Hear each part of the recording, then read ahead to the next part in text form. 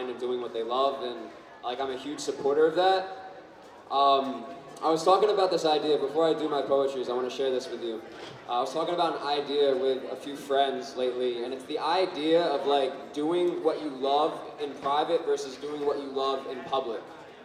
And I know deep down inside a lot of people are perfectionists, and a lot of people, they want to, fine-tune their skills before they do it in front of people. They don't want to embarrass themselves. They're afraid. They're scared. I understand that. I felt that. I am a human being. I do get anxious. But what I'm saying is if you take that risk, take that chance, and go out there and do what you love in public, the right people will find you. The people that you're supposed to spend the rest of your life with, true friends, real friends, friends that are family, they will find you because they see you doing what you love, doing what you're passionate about. And it's so important for everybody out there to share what they love and share what they're passionate about, because the right people will see you, the right people will find you, and they'll become your friends for the rest of your life. Going off of that, I would like to share a poem about breathing. And breathing is a very, very important thing. We all do it, and we need to do it to stay alive. And if we don't breathe, we die. But so many people do not breathe correctly.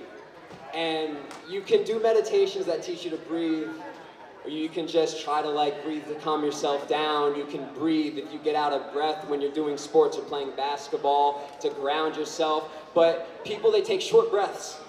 People breathe with their chest, and that's not how we're supposed to breathe. You breathe with your stomach and your chest. You breathe out through your chest and out through your stomach. You take 2 breaths, and we're walking around and we're just taking 1, and we're literally cutting our lives in half.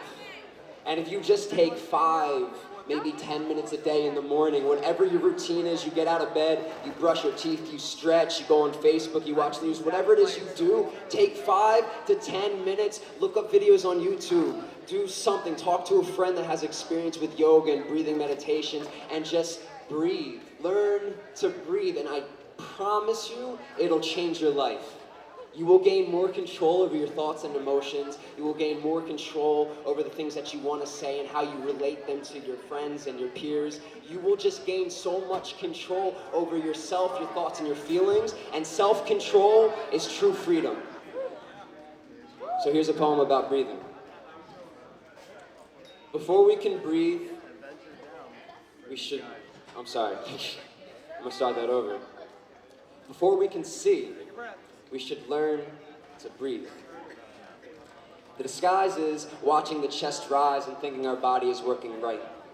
But our lungs fight our natural tendencies. Our lungs reluctantly take short strides that contribute to an oxygen-deprived life, inhibited by stress, the fear of death, and other relentless tests, forcing us all to fall short of our best.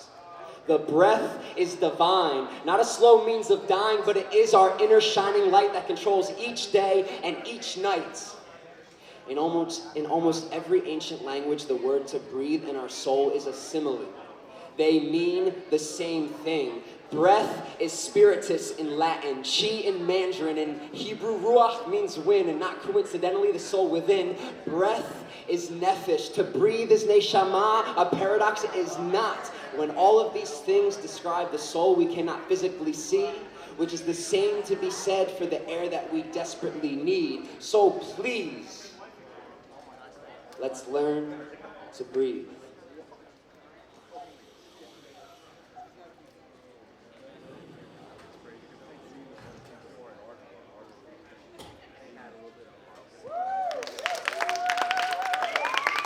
Thank you, guys.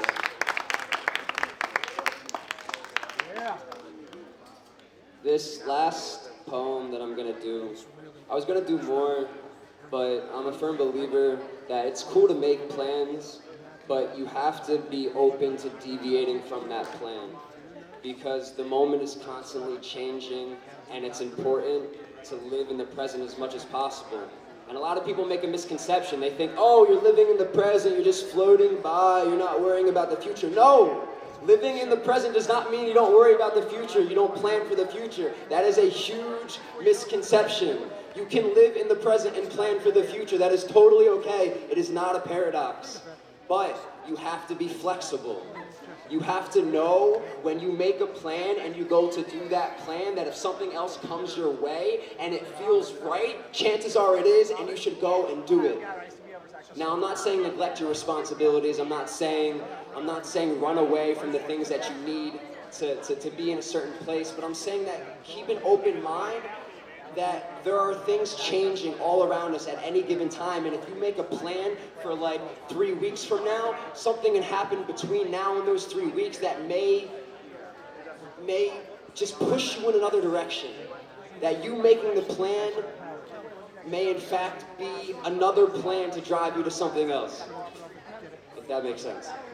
So this poem is about living in the now, and knowing yourself and understanding that the most powerful thing that we have is in the decisions that we make. This poem is called Up to You.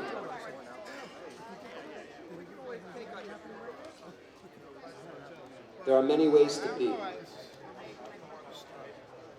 Sometimes existing is just resisting death. But to excel, you must proceed to exceed. Push past all boundaries. Figure out a flow. Don't think, just go.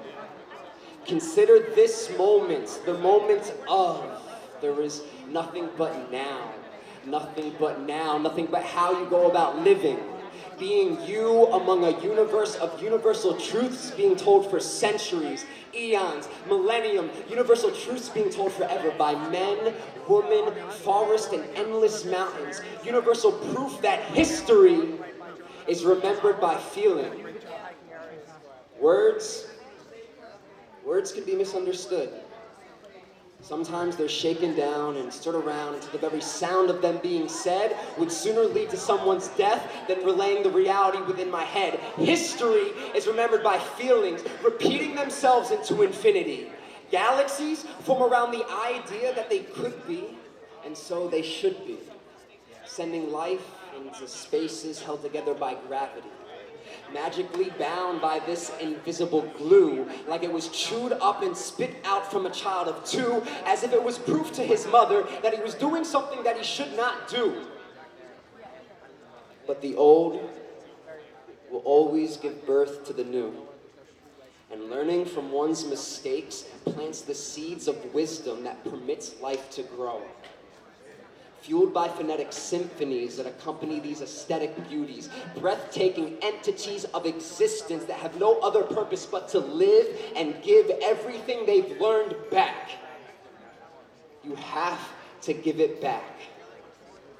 A new beginning to a new end, and a new beginning again and again and again and again, and in a story where everything is a circle and more or less of a miracle, life becomes more or less of an obstacle, more of a feeling capable of anything, more or less of a pre-existing prophecy, and less of an ultimate perspective for everyone to see. Life is interpreted individually. It is seen through the eyes of the beholder, and it is a self-narrating fairy tale told over and over and over and over, and a 4-leaf clover will not change your luck. So if you feel like you're stuck in a rut, it's up to you to give a fuck and get yourself out.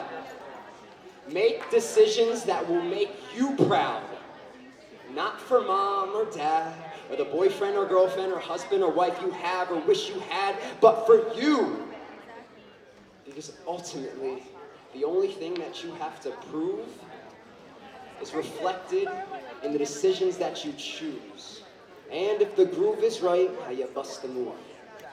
Because ultimately, inevitably, the reality that we all manifest has always been and forever will be up to you.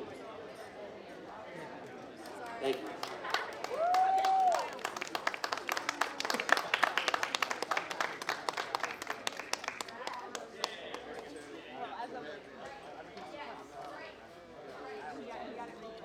So, for those of you guys who don't know, I travel around with Out of the Beard Space, this amazing band behind me setting up, and this summer has been a crazy, amazing just adventurous summer full of just awesomeness. There's no words to describe it. And things just keep happening that it's like the universe is reminding me and reminding my friends here behind me that perfection does exist, that things do happen for a reason, that everything leads to something else, and sometimes we look too shallow and we can't see the bigger picture. But I'll tell you that this summer has been one of the most incredible summers of my life. I've been living out of the country for like on and off for like 2 years, and I fly back for a music festival called Beard Fest, which you guys should all check out next summer, second weekend of June.